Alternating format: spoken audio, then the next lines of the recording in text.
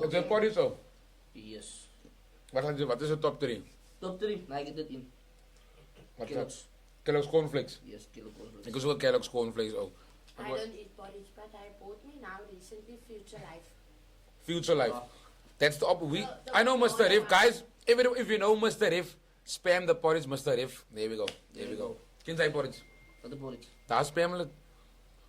My life. My life. Maar bro, wat doen we zijn? Ja? My life. Mr. Riff, kom spelen nog maar. Mr. Riff, hij worry. Hij is de ambassador van My Life. My life. My Life is de naam van die porridge. In die ogen, dan kun je zomaar boeman manier. Wat zit die boven maar? How does my life look? My life. Ze krijgen niet voor hem een molie of een sopper. Ze moeten hem bij die natjes kopen. Mr. Riff? Ja. Ze moeten hem, en hoeveel is hij? Maar hoe kom je? Boxie zak. 12 rand.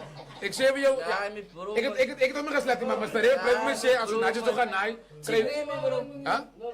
Oké, weet je wat? Nee, let me google it voor ijsvlek.